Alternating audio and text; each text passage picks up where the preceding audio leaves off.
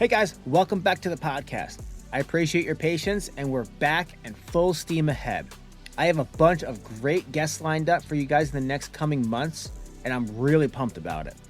Most of them are brand new, but some of them are some of your favorite guests that I'm having back to check in to see how they're doing a few years later, see what they've implemented, see how things have changed, and how their business has grown since I've talked to them last. And now that we're back, I decided that I want to give you guys maximum value out of this podcast. I know that breaking up the show into 30-minute segments always left you guys wanting more. So I'm going to give it to you. From now on, we're going to be doing full-length episodes. I tried to do the mini episode thing, but you know us welders, all we want to do is talk. So those episodes that were supposed to be short 15, 20-minute episodes ended up being an hour or more. So you know what? I'm just going to let you have it all. But in return, I'm going to want to talk to more of you guys.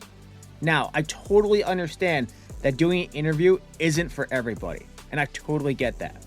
But I know most of you have some hilarious job site stories that the rest of us would love to hear. So you know what? I want to hear them. I want to hear all about the shenanigans that you've experienced over the years on the job sites from all different types of trades. I also want to hear about the hard lessons you've learned. Those lessons that cost you a lot of money and that were painful to learn. As business owners, I know we all have them. And I'd like you to share them with the guys who are listening so they don't make the same mistakes. I think sharing these stories helps us all out and know that we're in this together. And hopefully some people will learn from it. So if you're up for sharing a short story or a full-length episode, or you want to recommend somebody, let me know. Head on over to weldingbusinessowners.com and click the book a call button on there. That'll take you to the Google Calendar of all the times that I get set up to sit down with you guys. Or send me an email, kevin@jmwfabrication.com. I look forward to talking with you and putting out episodes that you guys want to hear.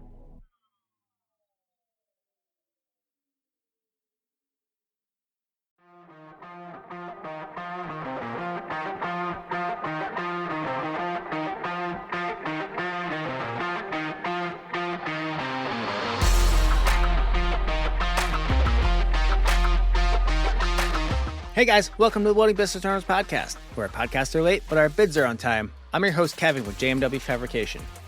This week on the podcast, we've got Codie Aljets from Sage Country Customs. He's a metal artist out of Colorado that does some really unique stuff. I caught up with him out at FabTech, and I got to see his work in person, and it is awesome. I really want to have him on because it kind of gives you guys another side of the welding business owners side of things on the artistic side, not just making handrails and repairing buckets every day. I really encourage you guys to follow along with him over on Instagram at Sage Country Customs. You can find all his work on there. Reach out to Codie. He's a really awesome dude. If you have any questions for him, reach out to him, reach out to me. I'll put you in touch with him. But without any further ado, I hope you guys really enjoy this episode with Codie from Sage Country Customs.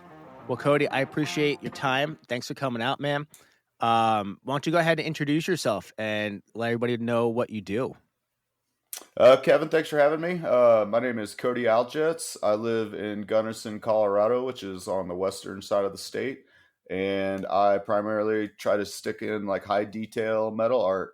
And this year pushing to try to get into more public art and larger scale pieces. Nice. That's awesome, man. Yeah. So you stayed with us out at FabTech, and that's how we got hooked up. And we talked a little bit there, which has really got me interested in having you on here. So tell me how you got started in the metal art space. I mean, recently, I'm just not 3 years into doing this full time. I've worked with other blacksmiths in my valley.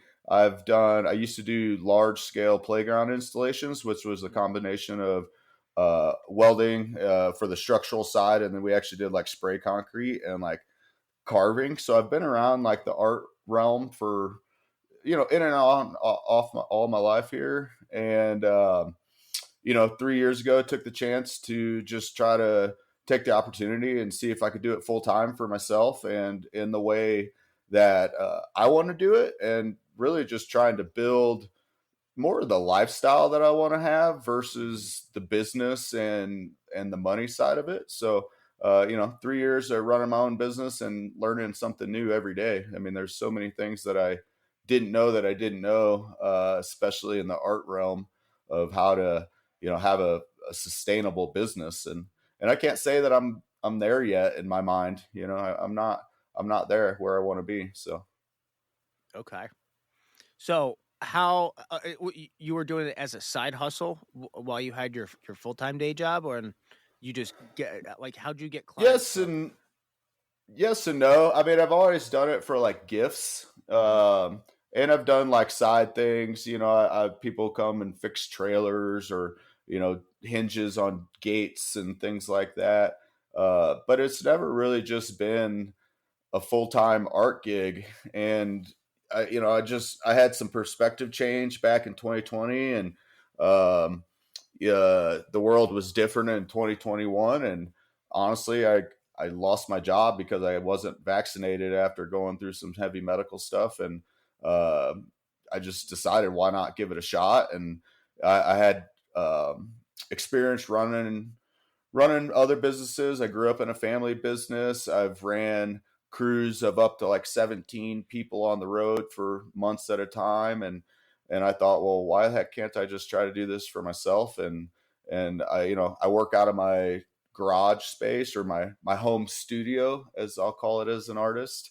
Um, but so that keeps my overhead down low. And just over time, I originally picked up tools off a marketplace, shops that are closing, things like that. And have just really just investing back into my business on each project. Right now, I don't have the tools that I want. I'm changing up some of the things that I'm doing and really honing in the direction that I want to go.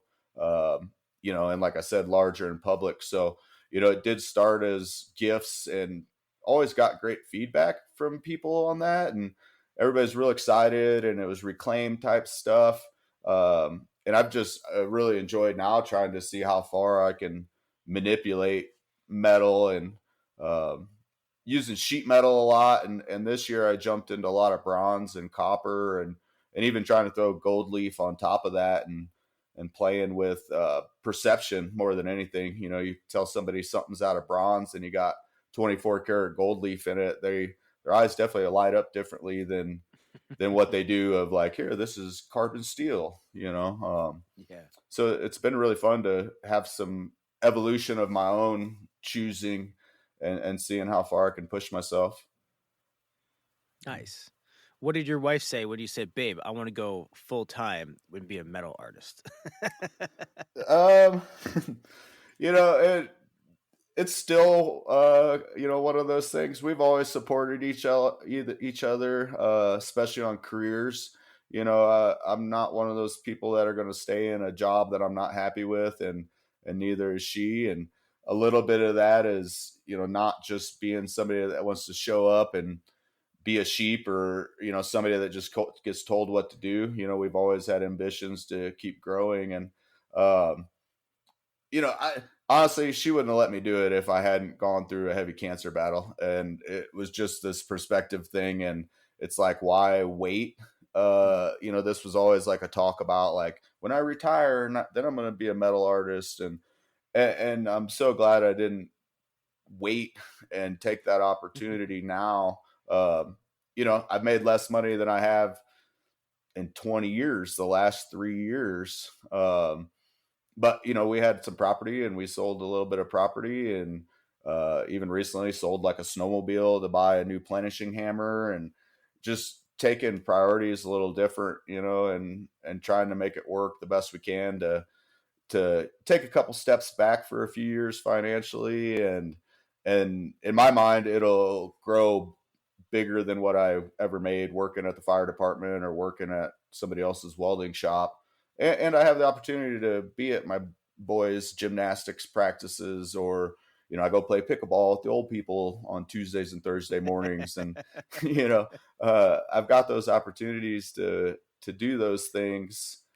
Yesterday we did a date day on the ski slopes And today I've been in the shop, and I'll go back to the shop after we get off the call. And, that's just some of the things that is really more important than being frustrated in a daily grind. And at least for me, Mhm. knowing, obviously everybody needs a bank account to survive, but I can survive on a little bit of money, and I don't do a whole lot if I don't need to. And worst case, I'll pick up some extra side jobs, um, and I could do railings and things like that. And living near ski resorts, there's 10,000 square foot homes going up, and there are a lot of those opportunities. But I've got one chance in my mind to kind of create what I want and the lane I want to be in. And Mhm. if I do those opportunities or give my time to somebody else, I'm not going to ever get to where I want to get in my business and my art career. Okay. Um, and she's just been super supportive of that. So I got to give her props to sit, because our our residual funds have definitely gone down. And going to fab tech and things like that, they're not cheap things to do, and it's an investment in the opportunity, and meeting people like yourself and all the cool people that I met down there. And it was more just to gain as much knowledge as I could, in 3 4 days. Yeah. So So, are you taking on side jobs to supplement in between art right now, or is it just full-time art all the time? I try not to. I mean, Okay. I have friends here that run construction companies, and they got like their dump trailer where they hit, somebody didn't latch the gate door, Sure, and sure. they build, so hey, pull it up, I'll fix it, come get it tomorrow. I kind of fill that stuff in. Um, but I'm trying to figure out the juggle of long projects, a couple 100-hour projects, and filling in that gap, just like you said. And I think that's really the hardest part, and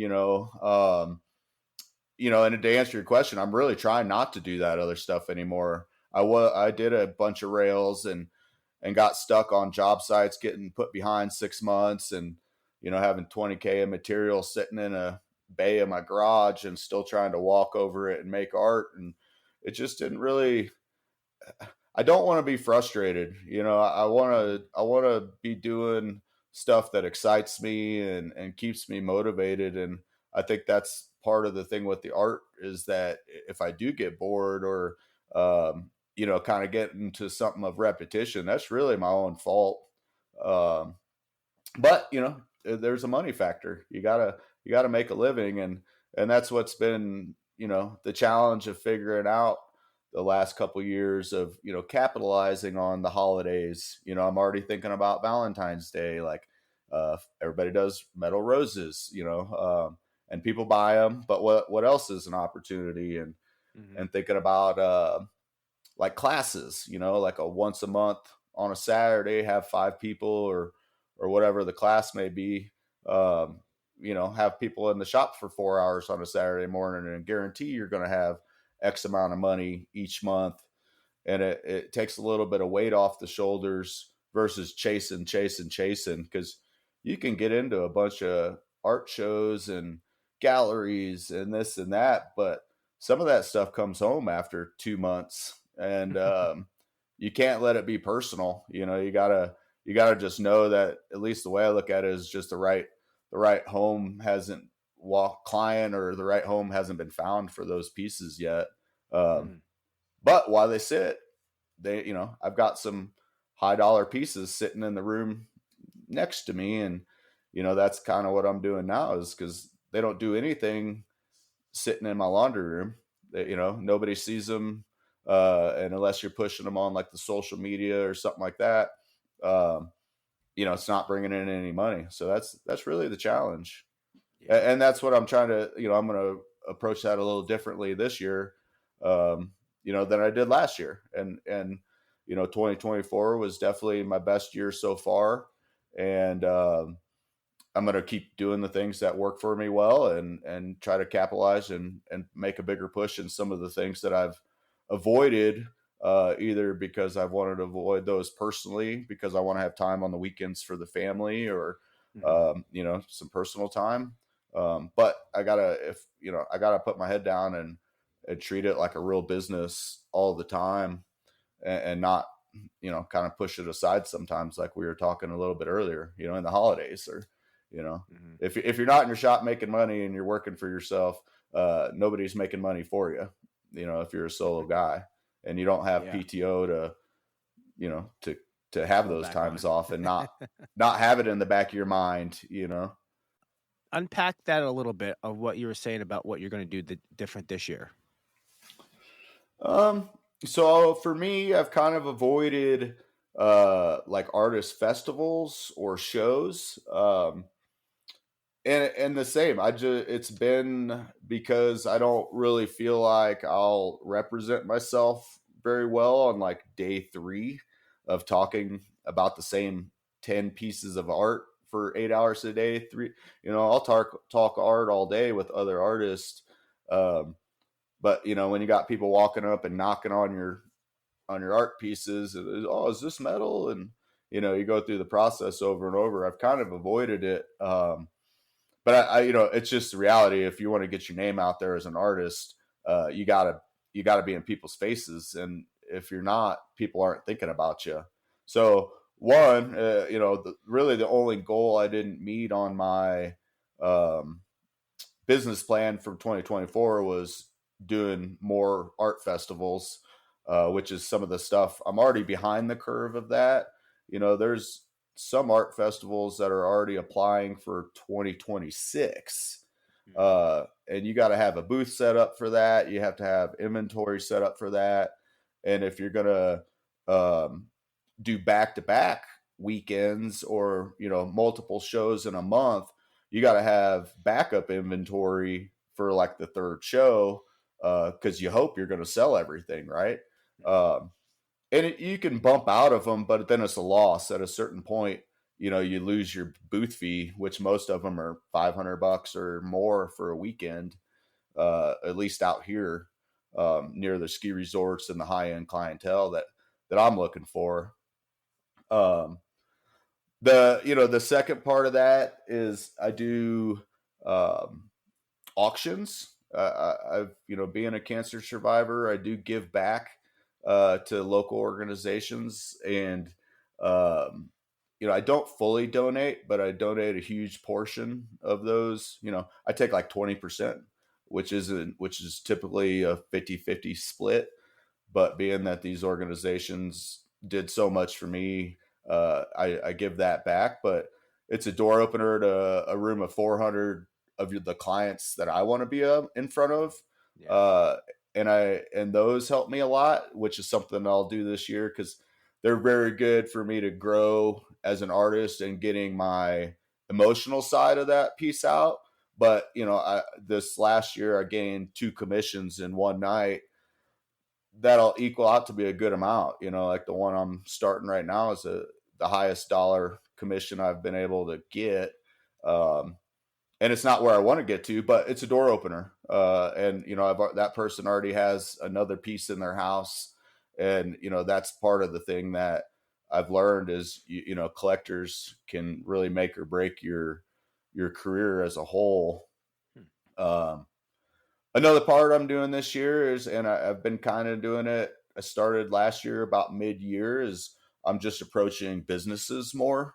We have hotels, restaurants, that go in and out um, around here, and I just go in with an idea. I usually go eat dinner there and kind of get their vibe if I haven't been in there, and then I come back with like an idea if I see a space on their wall with like, hey, I want to make this for you, and I think I could do it about this price. What do you think? And just literally just uh, making them think they need it. you know, um, and it worked. Like I'm about to do like I don't know, I've got about a 6 foot space for bacon and eggs, and I want to do like stainless steel. They want like sunny side up eggs, and so I'm gonna do like stainless steel eggs on my plenishing hammer, and then like a bronze yolk. and then, do some sort of steel bacon with a couple different patinas. And, you know, it'll be a fun piece. And it was Yeah. totally something. I go to eat breakfast there often. And I just said, hey, I sell stuff in your shop, on holidays. Why don't I just put something up on your wall, and let's figure out what that is, and how that works out for both of us to make it a win-win. Um, and most of those are like, it'll be a better price if you're willing to let me put, a QR code or a big label with my name, and a way for people to directly contact me. Um, and I think, like, I use the dot codes. I don't know if you've heard of like the dot card. Yeah. It's like a little wallet card, and you can scan it. But if you just use that QR code and print it out, it puts your whole contact and everything you want to put in there, right in somebody's phone, and then they can't even lose it if they choose to download it. Which, I've gotten small projects that way too, just by people seeing stuff in the restaurants. And, but you got to have that direct way for them to link. I used to just put my Instagram on there and tell them, like, hey, have them contact me through my Instagram. But people that are spending big money on art typically on Instagram. They want to contact you through your website or through your email, or contact you directly. Hmm. So that's been something I've learned, to just make it a direct one shot off the phone, and they get everything all at once, and they can make that choice. Nice. So, how did you start to gather clients, and how has that changed throughout the last couple of years that you've been doing this? And who are your clients? Like, what type of person buys the art like this? What is your client demographic? Um, I think that's changed over the last 3 years greatly. Um, I originally said I was going to be the working man's artist, and I was going to make, like $50 to $300 art.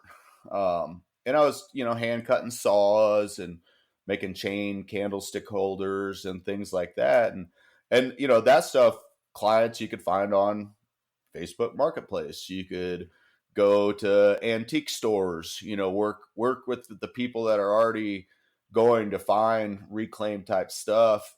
And, I'd use them to sell me the saw cheap, and I'd sell it right back to them in a different capacity. And then it was off my hands, and let them sell it.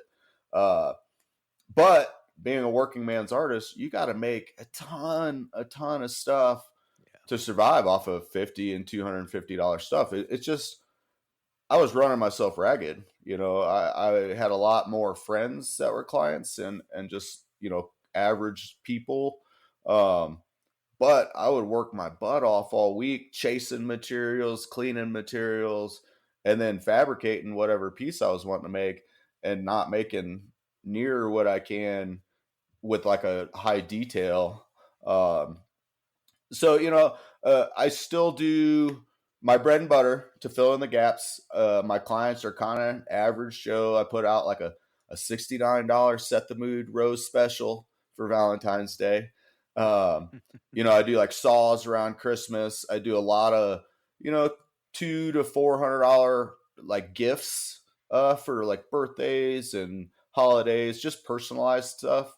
Um, so those are people that I typically communicate with, friends, family, things like that. And then the higher end stuff is really came from meeting. I go to a lot of interior designers. If I'm going to deliver a piece up to Crested Butte, which is like 30 miles up valley, there it's a night and day of the echelon of people that are here. The down here, it's all the working people. Up there, people are building their third 10,000 square foot vacation home.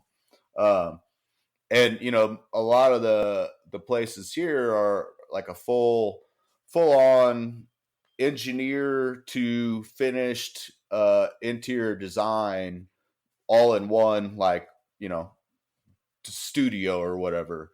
So when I am delivering stuff, or I've got something that I've just made because I've wanted to try two new techniques or something like that, I go directly to those people that are already in contact with the higher end clients that, I say they're salt of the earth people. Like I'm not going to work with somebody that's a pain in the ass. If they give me a lot of detail and they know exactly what they want and they're questioning everything, I usually say, like, I'm not sure if this is going to work, because I don't know if I'm ever going to meet their expectations. They can't see what's in my mind. I can't see what's in their mind. So there's times where I've learned to kind of step aside from certain clients. And with the designers, I can also ask them, hey, how have these people been to work with through the whole process? Do you think this is going to be something that they can truly visualize, or is this going to be something that we make and then, we never hit the mark? So walking into there is, as and going into these designers has really opened the door to the higher clientele that I don't see in my shop. The auctions have been great. When you can get people to feel your art, it's a whole nother realm. It's satisfying for myself, and people are willing to pay for that feeling. So I really try to utilize those as much as I can, and use those conversations and beyond. But I have to follow up with those people. The same. They're at an event and they're raising a lot of money and feeling really good about an organization, and most people have had some cocktails, and the first couple of years I kind of handed them my card and said, reach out to me, and I never heard back. And this year I said, here, give me your information right now, and then it's up to me to reach back out and say, hey, you remember that conversation in July? I'd really like to make that happen, and let's sit down and have a conversation and see if we can come up with a vision that works for the space they want to fill. And people like that personalization. And for me as an artist, if I can get into your home and see what kind of lighting you have and see what kind of mood you're setting, I can usually make something a little better for your space that's gonna, be my vision, but fit what you're really looking for. Interesting. Yeah. I mean, I'm going to Arizona at the end of February. Excuse me, specifically from a conversation that started in July, and then I saw the same couple at a Christmas party here over the holidays, and they bid on a piece that they didn't get, and but it really touched them emotionally, and they're building a house in Sedona, and they want a piece that's going to be, I don't know, 5-6 times more of a value than what they didn't get, at this auction. And it, is based on just, having that personal relationship and following up with them, and being willing to go to Sedona. But Yeah. it's really cold here, and my wife is not going to complain to leave in the end of February to get a little couple days of some sunshine. That's awesome. So you said that uh, before, you said collectors can make or break your career. Expand on that a little bit more. um, I mean, I can't personally say that that's from me. Having conversations at FabTech. I just got off a phone with like Adam Stemka. He's in Erie, Pennsylvania. Um, and we're just having those conversations in the background of like, how do you keep a collector going? Some of these collectors typically, um, once they kind of start with a introductory piece, and move forward from there if they're happy with that. So I think from my point of view is I know the mechanics of how to bid a job for a client or a customer, but how do you price artwork that is so subjective and something that is so, it could go this way, it could go that way. Like what is your method on putting a price and working that out with the customer? Um, I think that's probably one of the trickiest things. I actually got some advice early on and kind of shot myself in the foot a little bit and was told to price a few pieces higher than I should. And it kind of reset me on clients because people were scared to reach out because I had hit this higher price point. Um, but I've reset over the last 2 years and have just really tried to show that value. If I'm going to do a piece just out of my head, I keep track of the hours that I do. I definitely keep track of the material that I'm using, and um, I kind of base it off of that. Being art, some of those can get if if you're going to base it off of a quality hourly wage, most of that stuff gets way too expensive, and the majority of people aren't going to buy it from you. So there's a balance there, and you kind of got to look at yourself as like or at least the way I justify it is like I'm a salaried employee, but without a salary, and I say that based on if I want to look at something that has 270 hours in it, and I'm gonna say I typically do like $65 an hour, which is pretty low in the welding realm. Um, but a lot of my stuff isn't welding. More of my time is hand manipulation, using leather bags and things like that. So there's not a lot of overhead in that cost. Um, Jumping into the bronzes and the coppers, now that's a total different realm. The cost has jumped up quite a bit in materials, and then I have to kind of weigh what I think it's going to be on my time. And for the commissions that I have, I, right now I offer it two ways to people. I tell them that we can sit down and have a conversation and we can come out to a set price that we're both happy on. And I may come out ahead in that, or they may come out ahead in that, or uh, they can just let me do my thing and I keep track of my hours. I've got a timer and a tracking, a whiteboard that I track all my projects when I'm jumping around with. And, my set time and material is my set time and material. Uh, it's not the best way to do it because it's not always, sometimes things that you think are going to be short take you 10 times longer than you think they're going to take you. And sometimes the vice versa, things that, you think are going to take long, you win because it took you 2 hours instead of 10 hours.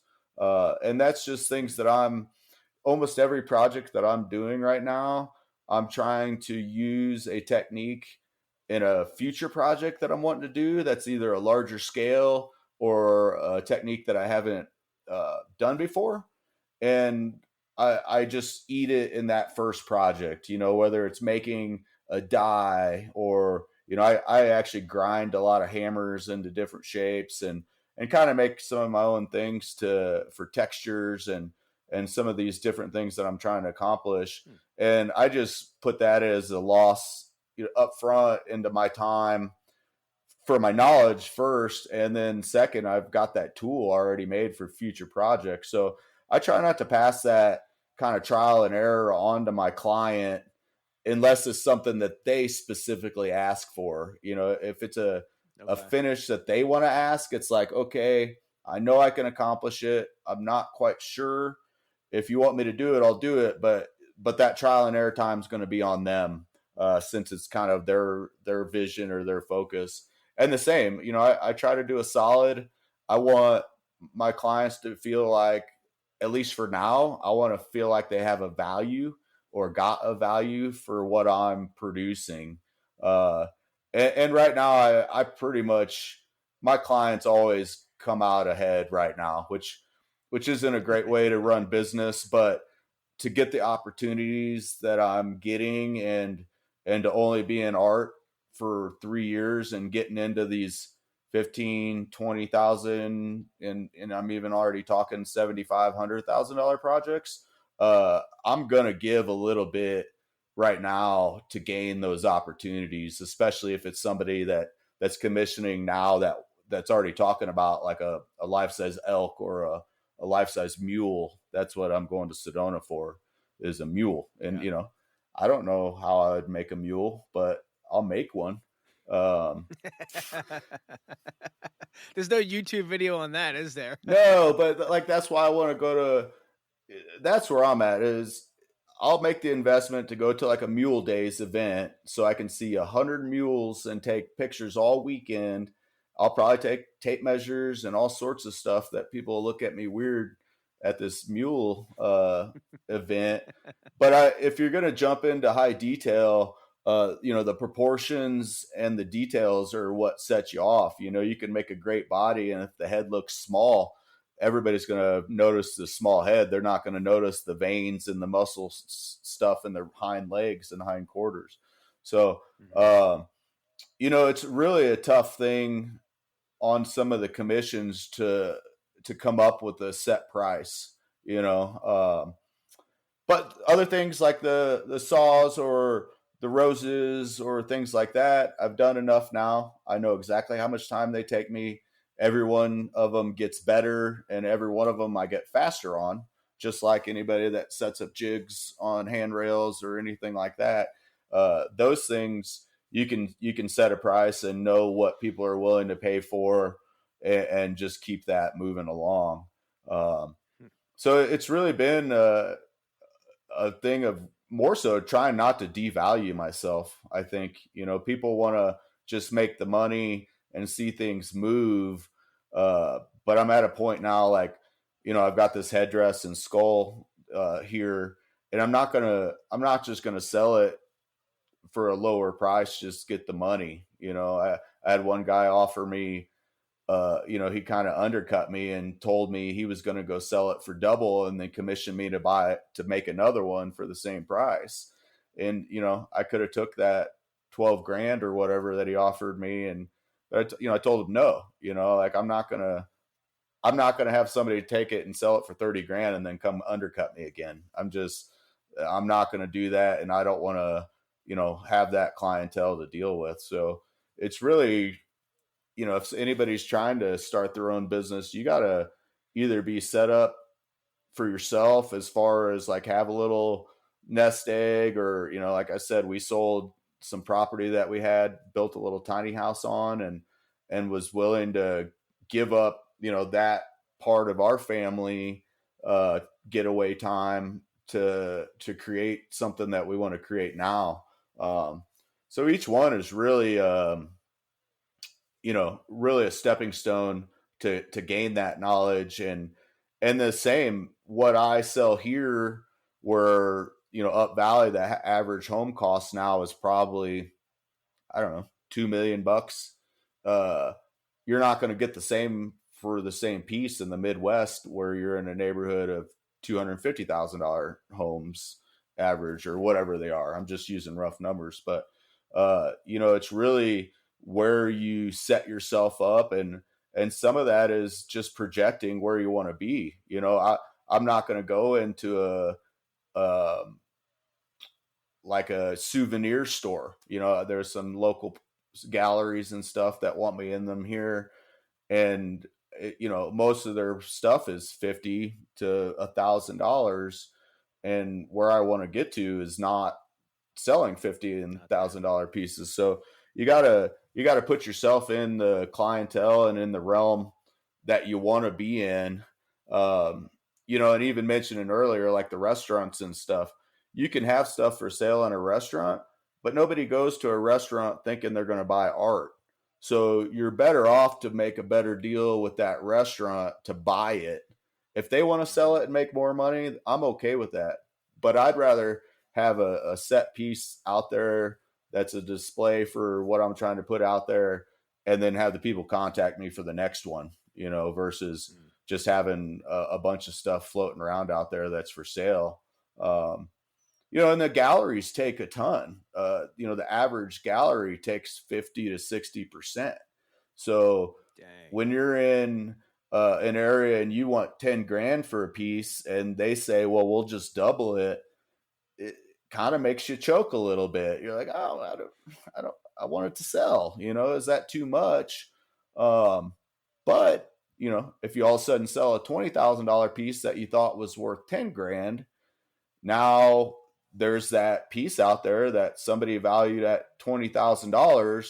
you can kind of reassess what you have on your website and how you price things from there. Mm.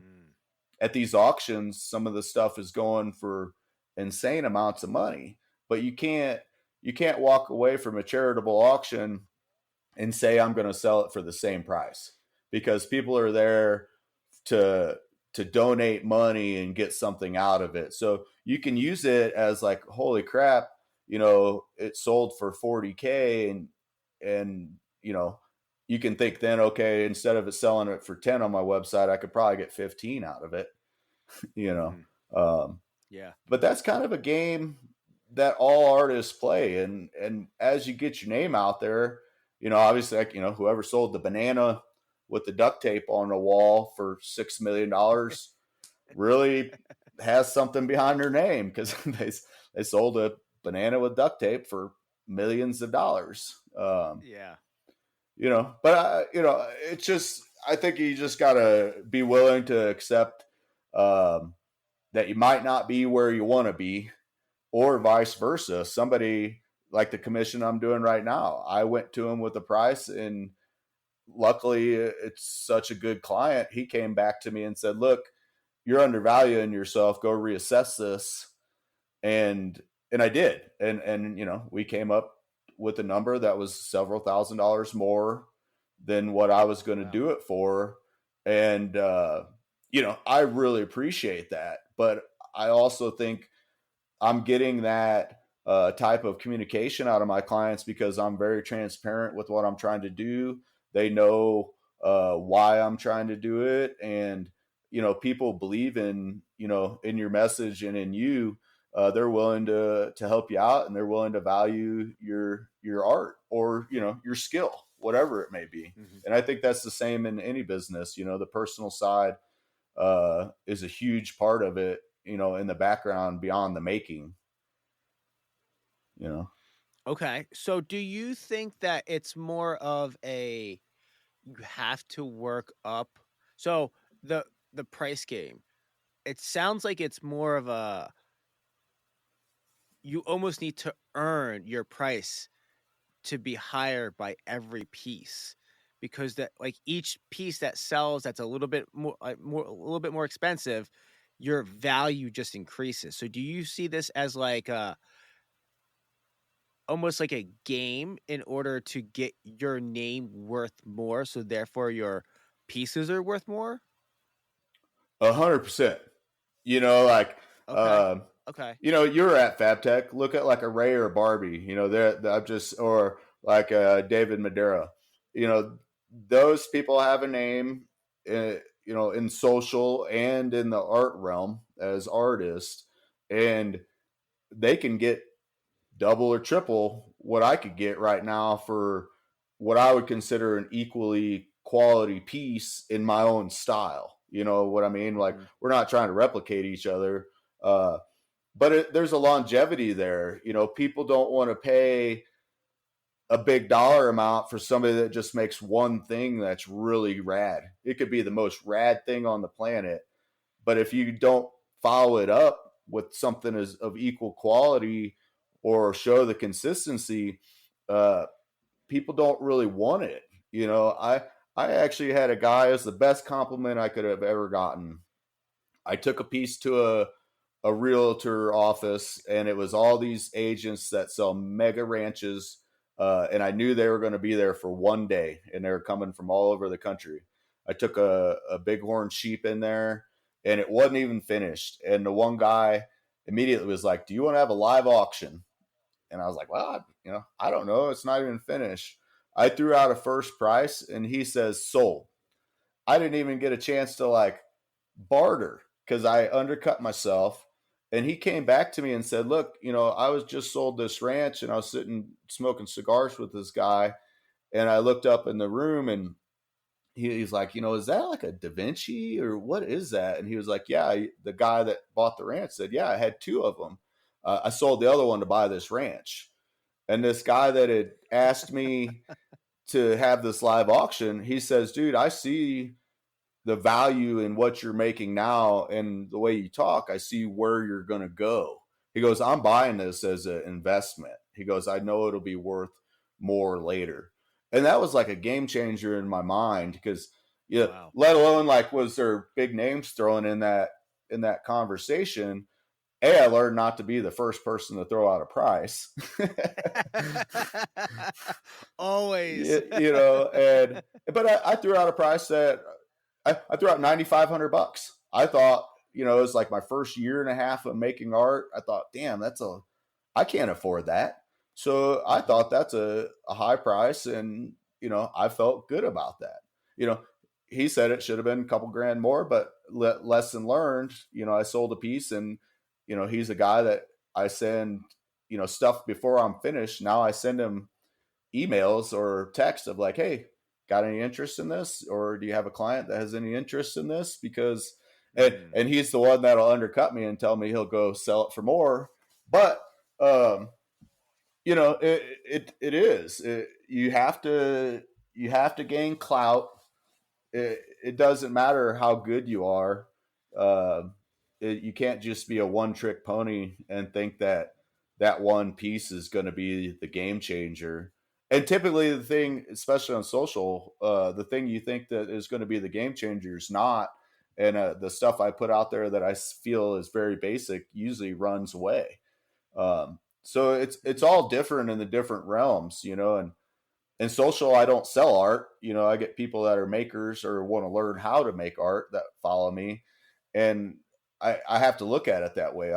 I don't get buyers off the social media. You got to be on the back end. You got to be doing the hustle, and like one of my things this year is I've got to do my newsletter. I've got a new email list, and I don't capitalize on it. And if those people are willing to go to my website, put their email in, and want information from me, why am I not capitalizing on it? Because those are the buyers, right?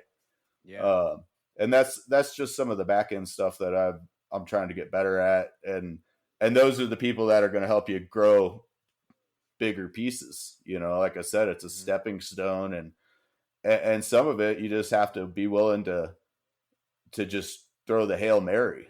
You know, um, and kind of back to the pricing. If somebody asks you to make something similar to something else that somebody's you've seen on social, I've reached out to several people of like, hey man, I've never made a piece of that size. How much time did it take you? Are you willing to give me what price you got for it? And are you willing to give me any tips or advice on like how you do it different or how you would save yourself some time? And, most everybody has been super awesome about that.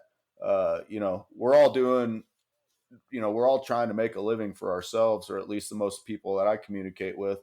And if one of us is doing good, then that helps us all. Um, Mhm. but use other people and use other businesses in your area to kind of judge, your pricing and all that as well.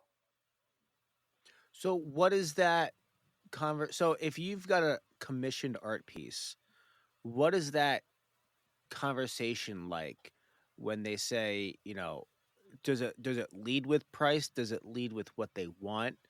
What are some of your uh tips and, maybe not negotiation tactics, but like where do you like what is that conversation like what's the structure of that conversation look like? I think it depends on the relationship that you have with that person, first of all. I try to make it a verbal conversation versus email. Just emails can be dry, they can take time. If you don't respond quickly, then people are, they might be ready to spend money today, and then you email them back tomorrow, and they're already over that thought, and they've moved on to somebody else that did respond.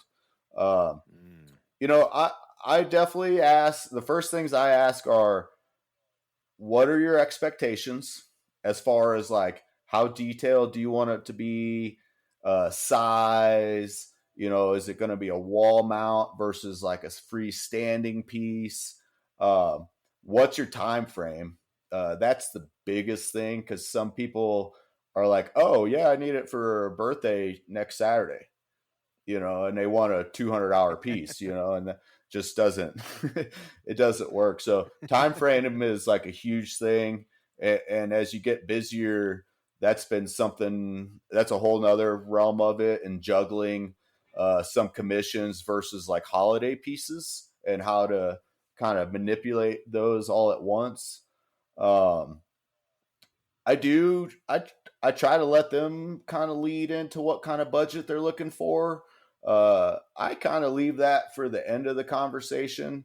Uh, but I also, most of the conversations that I'm having about like commissions like that are people that I've at least already talked to a couple times. I'd consider them an acquaintance, not necessarily a friend. Um, but I kind of want to feel them out in the conversation, and if I can get them real excited about it. Most people that are creative, just like yourself, even in a different realm, when somebody starts talking about a rail or a staircase or something like that, you're already kind of visualizing it in your mind, but you're also trying to be present, in that conversation. Um, so I typically write all their needs up front when on that first conversation or that first question, and then I circle back to that and like reconfirm, this is what you want, this is the size you're looking for, here's the time frame you're looking for. Now that we've got all that out of the way, um, what are you looking for on budget? And just reaffirm everything they've already told you, so it's not like I'm telling them what they want. uh, and usually if I can hit all those bullet points for them and they get excited and we start talking budget, then that's when I come in and say, okay, I think I can meet all these points that you want, but here's how I can elevate it to where it's a piece beyond what you thought you wanted. And then that's where I feel like I can show my value of like, okay, I was willing to pay X dollars for, or they were willing to pay X dollars for their idea. And I'm valuable because I can bring that idea and elevate it to whatever I come up with, even like this guitar. I got a budget and it's for a mountain themed guitar, but it's a hollow body guitar based off of Dave Grohl's Epiphone. They're like Foo Fighters fans. And I'm going to go to the next level of like, when you look in the hollow body, there's a whole nother level of this guitar inside of it, which is not even anything they even asked for. Nor did I mention it. It's just a thing that I had in my head, and at least in my mind, that's where I'm going to give them that little extra like oomph of like they're stoked on what they got, and there's surprises in there that they didn't even know about.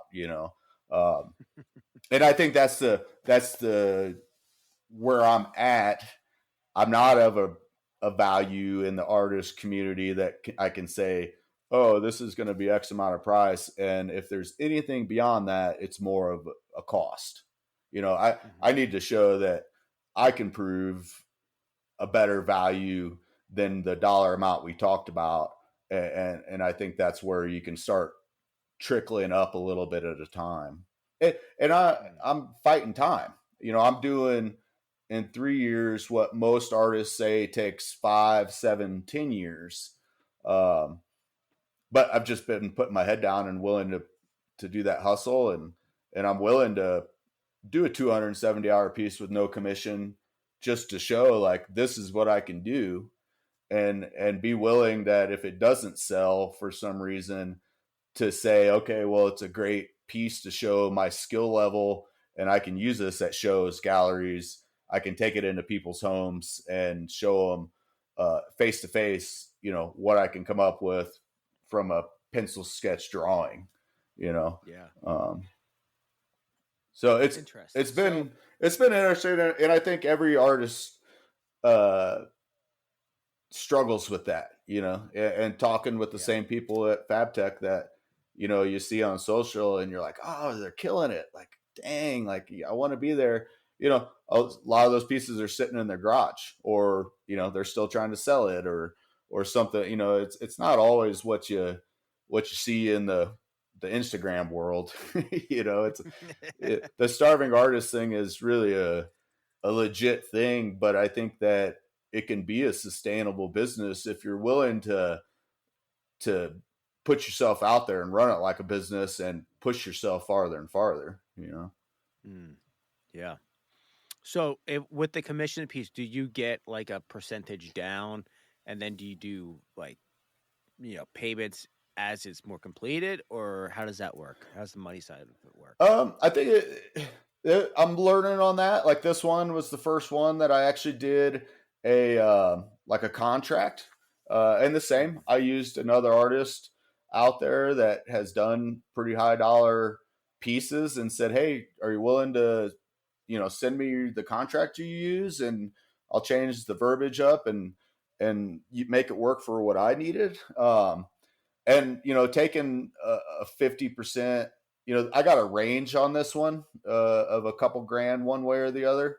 So we took a rough 50% down payment, and then this one, it won't be a huge long project. It'll probably 250-hour project, but I tend to lump those into very short times when I get rolling in them. I just work real late and get them done.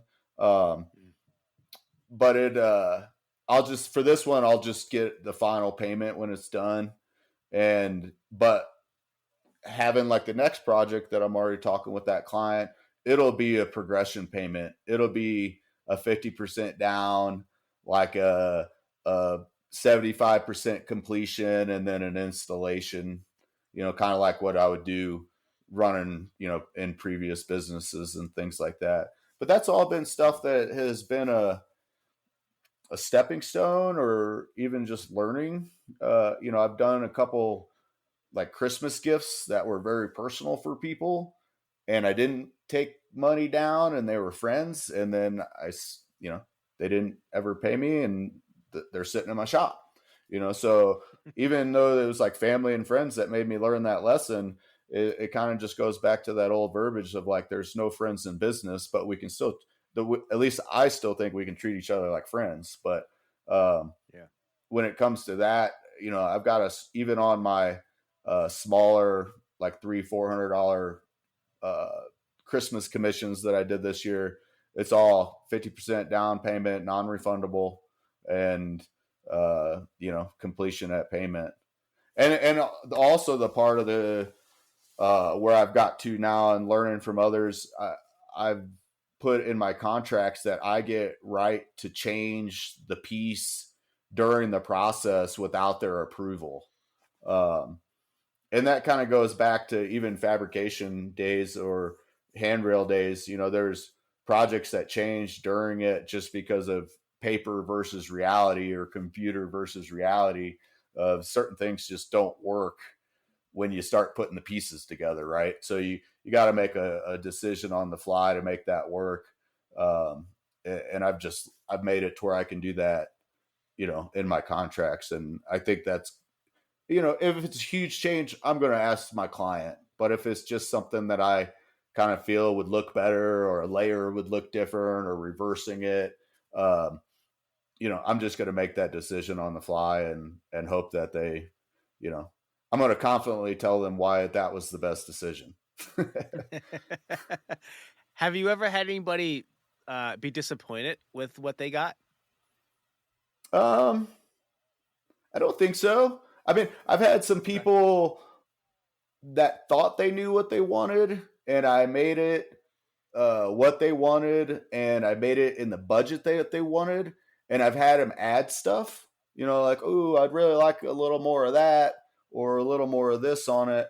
And that's a pretty easy conversation. It's like, "Hey, well, I did what I could do for your budget, and if you want to add that, I can change it, but it's going to be this much more. And if you're willing to pay that, then I'll do that." But beyond that, no, I don't think I've ever, you know, the gifts and the feedback that I get is probably the most satisfying thing of all this. It's not selling the big piece, it's getting like the note. I've had people write me cards back that have received a gift and just say how much it's meant for them to receive it and know how much time it took for me to put into that. And especially some of these personal ones, it's been super, super rad to have that interaction. But but so far, no, I haven't had anything that somebody's like refused or said, I don't, Hmm. it wasn't what we expected. Um, but that's also kind of where I lose. I don't want to put something out there that I think I'll get like oh, okay, that's nice. Like I want people to be blown away. Like, Wow. I, Yeah. uh, and I think that's why I've been able to make the jumps that I've been able to make, um, Hmm.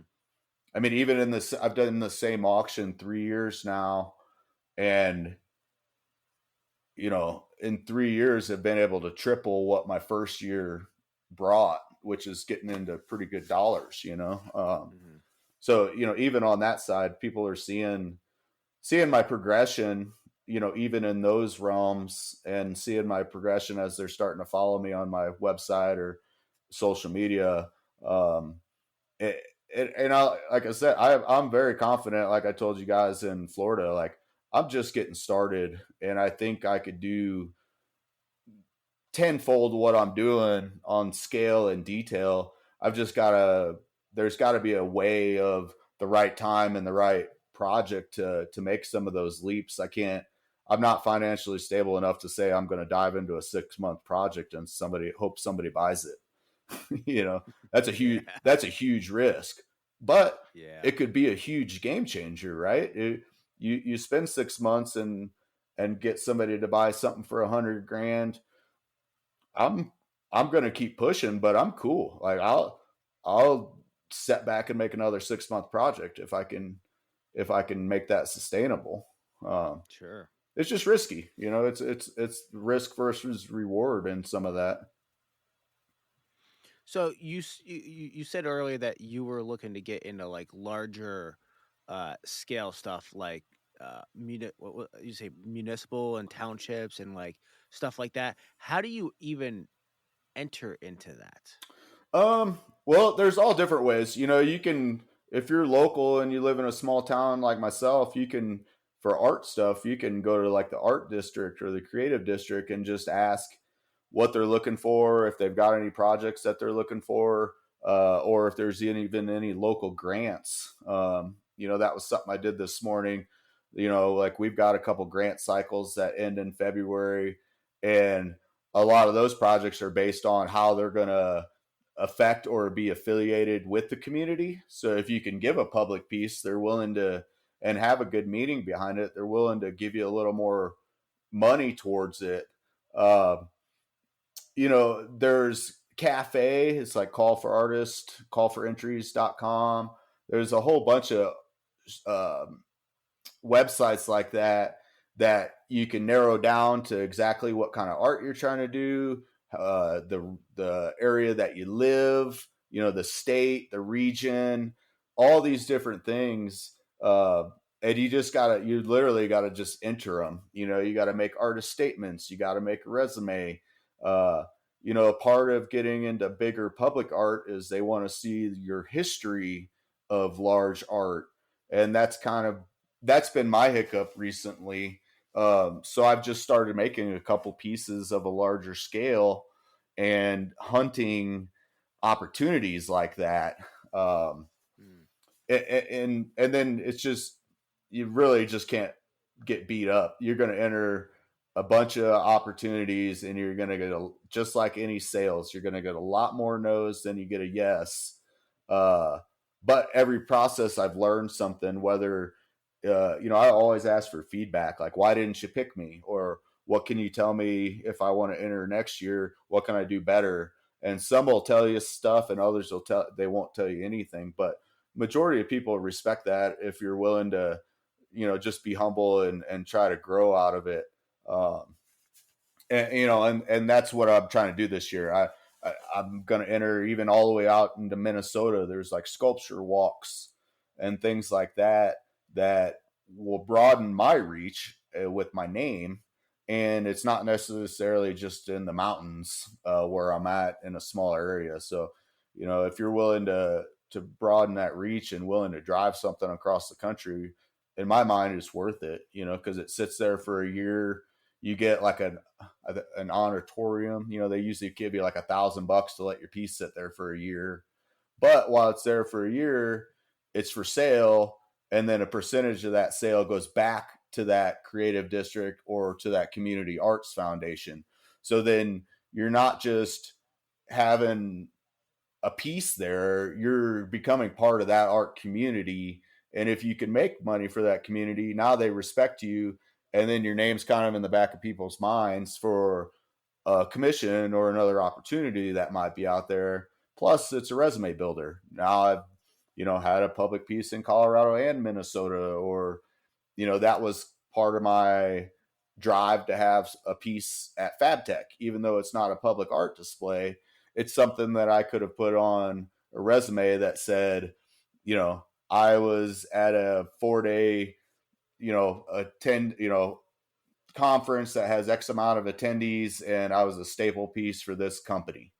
It's all building blocks and resumes, just like anybody else on the pipeline, or something like that. You want to get a bunch of you want to show consistency over time, and you want to show, at least for me, I want to show that my first art gallery that I was accepted into to now is a much higher perceived level of a gallery, and it might be a harder gallery to get into, So the other part of that is uh, municipalities and stuff like that. There's grant money out there, like I said, so it's guaranteed money.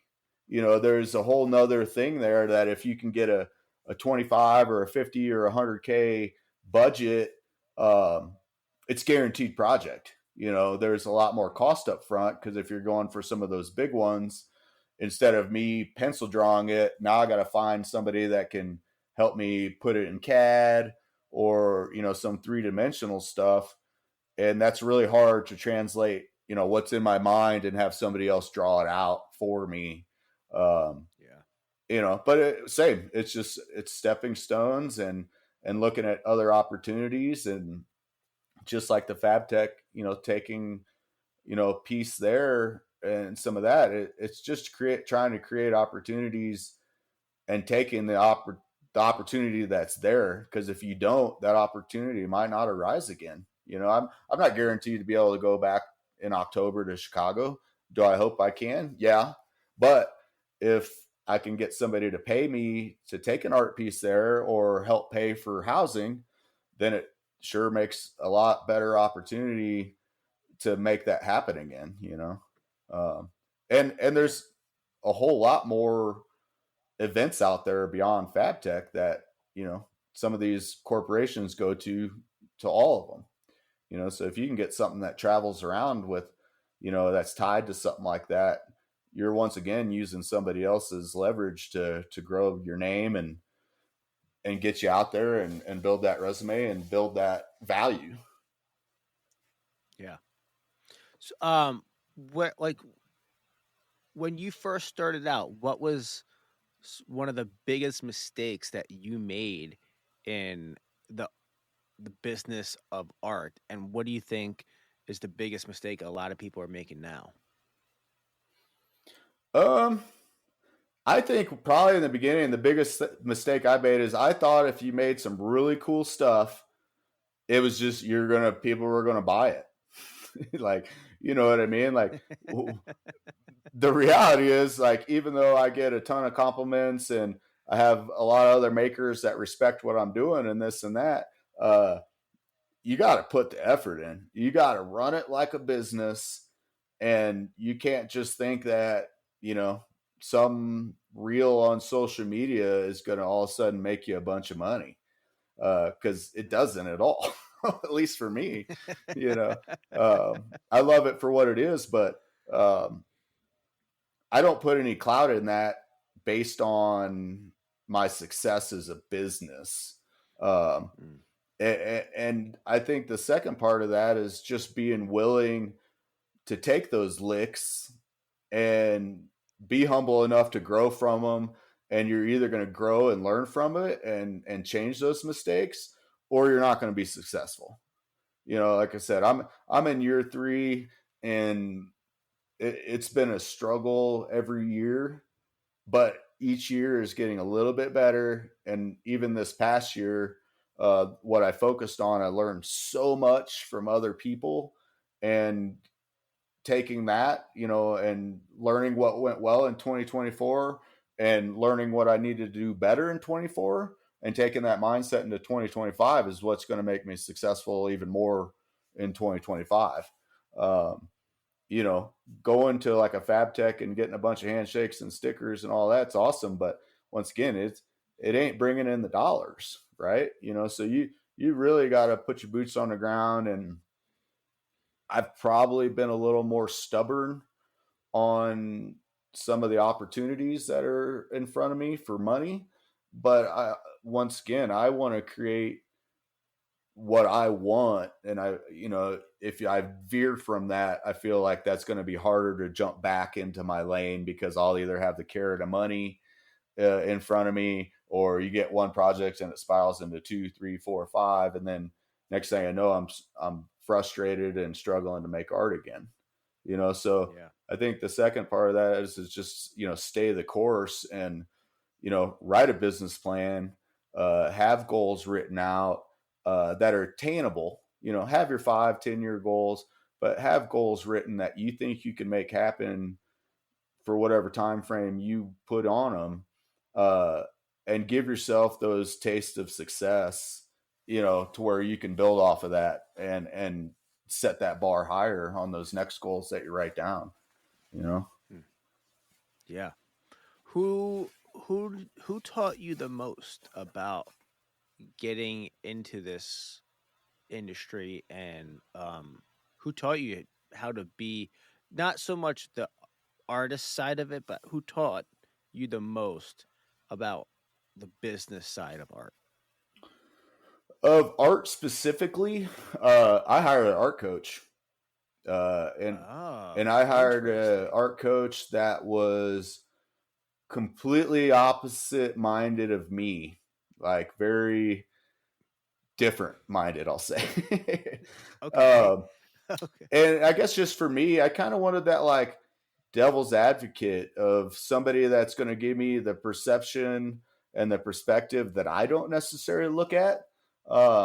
She's very good she's the one that taught me like how to apply, what jurors are looking for when you're writing an artist statement, how to make artist statements and your bios specific for what show or event you're applying for. Um, I originally talked a lot to her about pricing. Uh, that didn't quite work out for me. That was some of the advice I got early that kind of jumped me a little higher than I think I needed to. And I ate crow and just put it out there like, hey guys, I took some advice. It was probably the wrong advice, and here's where I'm going to be now. I apologize, and moved forward from there. Um, Hmm. I constantly reach out to people. I listen to these podcasts, even your podcast. Like, I think you said I'm the first metal artist on here, but I catch something from every podcast about how somebody's doing something, or, you know, uh, I'm not going to use AI. I just don't like it. That's just my old school mentality. But, a lot of people are running forward and using that. And, if that's something you're into, run with it. It can be educational as well. Um, but I'm not reinventing the wheel here. There's a bunch of metal artists out there. Even when I was just in Vegas, I went to Social Metal Works. I went to Kevin Stone's shop, and I went and had some beers and hung out and just talked about like what's working, what's not working, and everybody that's in this realm, especially custom stuff, all have you know stories that they stumble on or things that they had to learn from.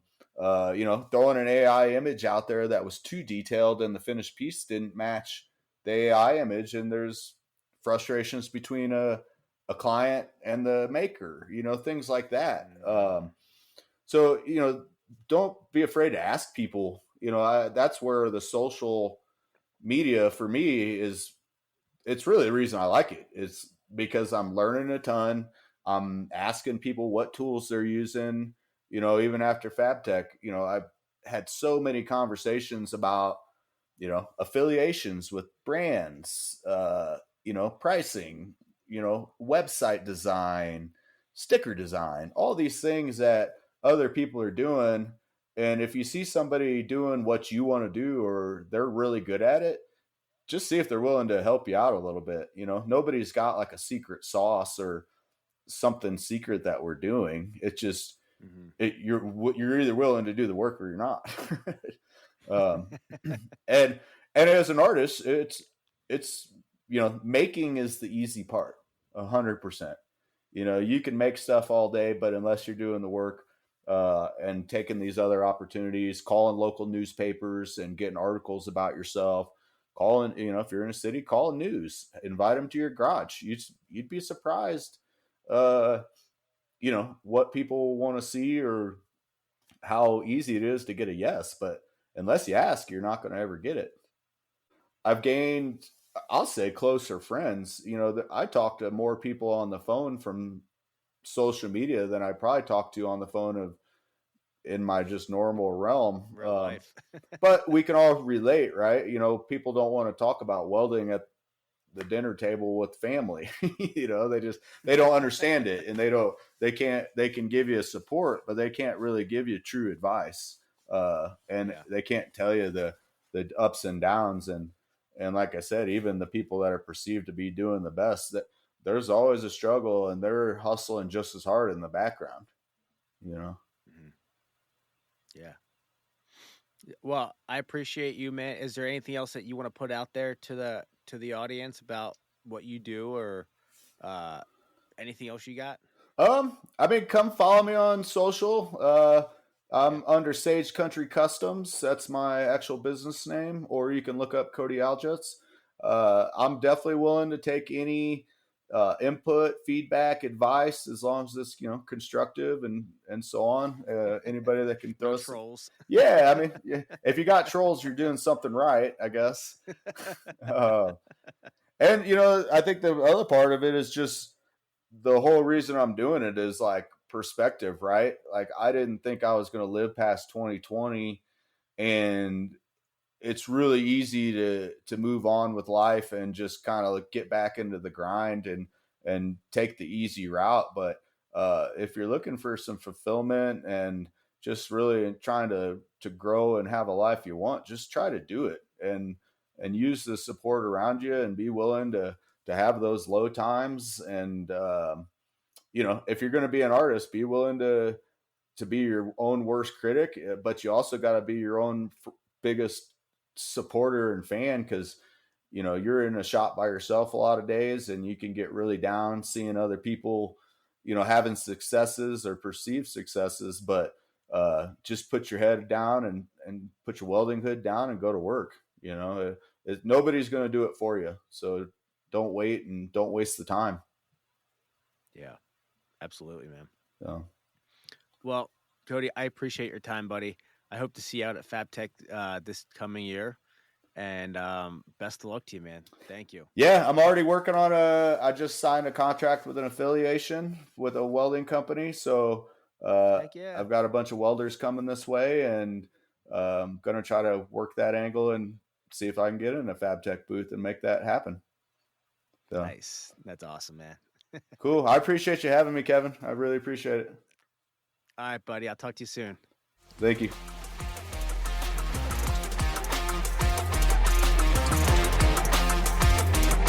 Well, that's it for this episode, guys.